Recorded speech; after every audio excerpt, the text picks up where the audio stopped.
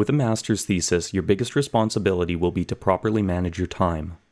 Thesis research has many steps, and now that you understand why having a research plan in order before you begin conducting your research and analysis, you also need to plan how you will use the time available to you. A thesis is not an insurmountable task, but it is a large one to handle. The best way to approach your thesis and properly schedule your time is to break down the tasks into more manageable sizes and time frames.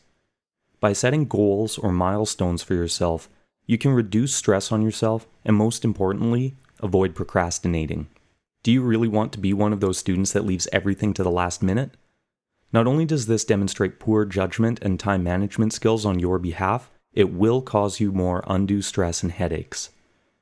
Your thesis will require time to plan, to meet with your supervisor, to conduct preliminary research and literature reviews, to conduct your data collection and analysis, to outline and organize your thoughts, and of course, to write and rewrite several drafts of your thesis. Writing takes time, and you will not submit a strong thesis if you do not schedule adequate time to draft and revise your thesis. Think about it this way. You should leave a minimum of 2 weeks before your thesis deadline for proofreading and editing your final draft alone. You should not still be writing your thesis 2 weeks prior to the submission deadline. With that in mind, let's start building you a time schedule. Managing your time is simple, but it requires some work and dedication. It is suggested that you work with a calendar and set monthly, weekly, and even daily goals for yourself. Let's examine how you can do this using a Gantt chart.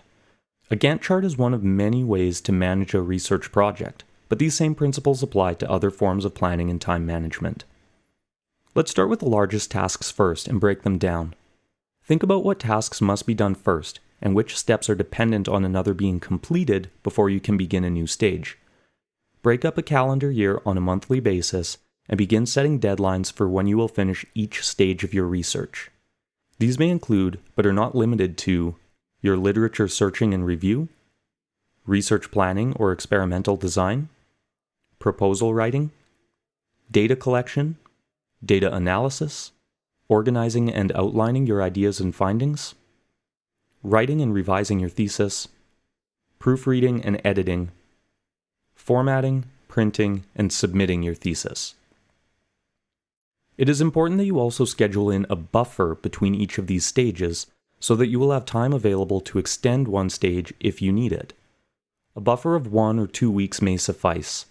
If you finish a task sooner, you can reorganize your schedule and shift tasks forward on your Gantt chart.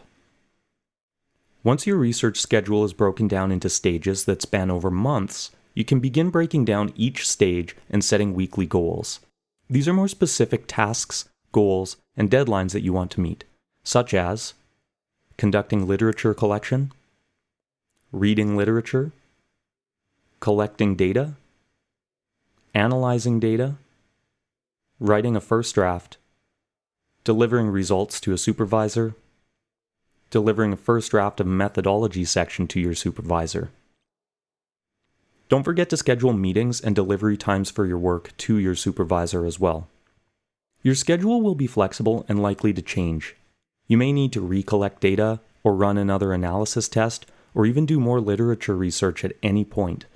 However, using the schedule and adhering to it as best as possible will help you achieve your goals on time.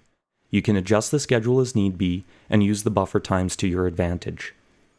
Once you begin working through a stage of your research schedule and your weekly tasks, goals, and deadlines have been created, start setting reasonable schedules for each day.